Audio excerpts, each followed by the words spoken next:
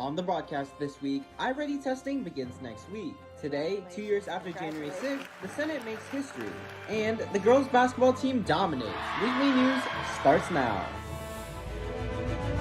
From the CRTV studio, this is CR Weekly News. Reporting this week are Time Sasakvanich and Ethan Wolf. Good morning, Rapids. I'm Ethan Wolf. And I'm Time Sasakvanich. Thank you for joining us. Up first, school news.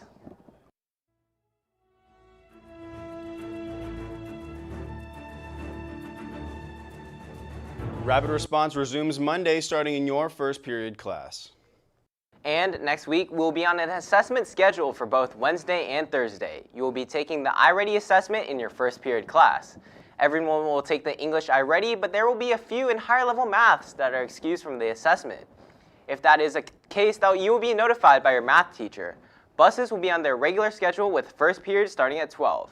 You will need to have your laptops charged and headphones. Tools to complete the assessments are included in the software, such as calculators. All assessment information has been sent to you in an email. And then next Friday is the MLK observance. On behalf of the Diversity Equity Club, we would like to ask for your utmost respect and support for our upcoming MLK assembly.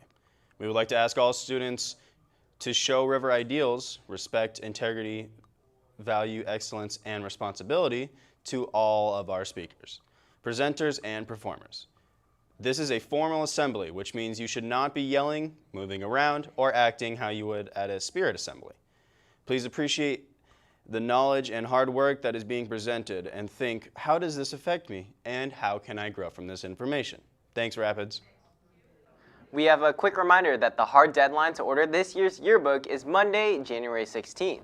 You can purchase yearbooks in the business office for $50. New this year at River, the flag salute has been put back into practice during first period, along with a few announcements. This change was made so that River will be in compliance with the revised Code of Washington. It's state law. If you do not want to stand for the flag salute, you must remain respectful, quiet, and seated while the pledge is recited. Thank you, Rapids. The Theater Club will be holding auditions for the play next Wednesday, Thursday, and Friday after school in the Black Box. All are welcome. You don't have to be a member of the Theater Club, and you don't have to prep anything. You only need to bring yourselves. In celebrating our world segment today is National Shortbread Day. It's Epiphany or Three Kings Day. It's a National Apple and it's National Apple Tree Day. Did you know that Washington State produces the most apples in the U.S. with around 12 billion apples being harvested by hand every year? If laid side by side, that would circle the earth 29 times.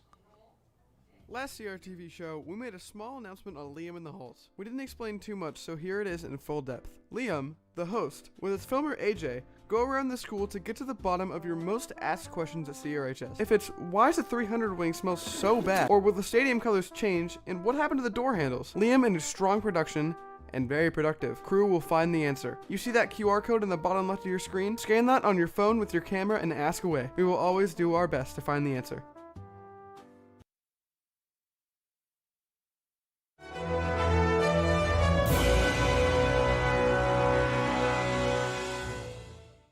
In U.S. news, a parade of atmospheric rivers has been lashing the West Coast, producing near-record rainfall, triggering flooding mudslides and toppling trees. Will continue in the days to come.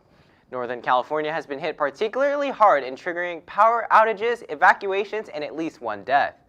San Francisco saw the area's second wettest day in more than 170 years of records. Experts agree that weather patterns like this will continue to become more extreme due to climate change.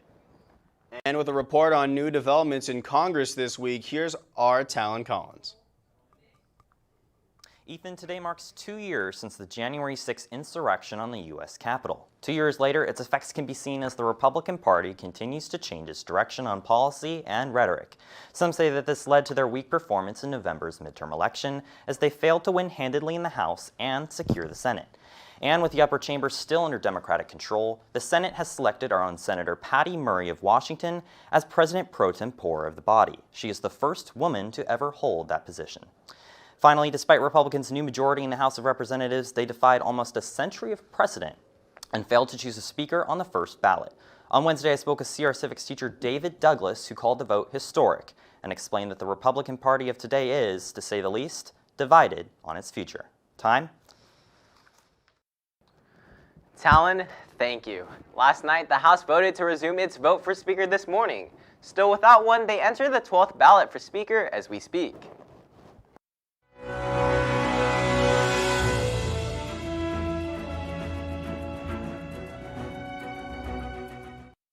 Now turning to sports news, for last week's scores, on Tuesday, boys basketball played R.A. Long and lost 40-73. On Wednesday, bowling shattered Ridgefield, winning 2,359 to 1,856, with Addie Capson bowling a 208 and a 244. In a historic night, River bowlers knocked down 2,359 pins to Ridgefield, being 1,856, which, by the way, was also the best match score ever. This broke the previous bowling record set in 2014 by 108 pins. Addie Capson led the team in points with games of 208 and 244. A new PR for her. Jamie Green had 7 strokes in a row and a total of 9 to score a 247 in her second game. A new PR for her at River. Girls basketball took on R.A. Long and timbered them, winning 54-19. Boys wrestling fought against Fort Vancouver and took the dub 50-9. And a special shout out to seniors Nolan Darling and Haley Friedenberg, and to junior Lauren Ree in girls wrestling for winning their matches. And tonight, boys basketball take on Hudson's Bay at 7 p.m. The girls play at Bay at 7 p.m. Saturday, gymnastics is having their first competition at Battleground 2 o'clock. Next Monday, boys basketball battles Ridgefield at home at 7 p.m. Next Tuesday, girls basketball is away at Ridgefield. Next Thursday, girls bowling battles Mark Morris in an away match 3:15 p.m. Girls wrestling will fight away against Hudson's Bay at 6:30 p.m., while boys wrestling also takes on Hudson's Bay at 7 p.m. Good luck, Rapids. That's Wiggly News for this Friday. Tune in tonight for boys basketball against Hudson Bay, streaming on YouTube and Xfinity Channel 328. Be sure to follow us on Instagram and Twitter at CRHSTV. I'm Ethan Wolf. I'm Tyson Stockmanage. For all of us here at Sierra News, thanks for watching. Now sing along with us for Fight Song Friday. Fight, fight, fight for what you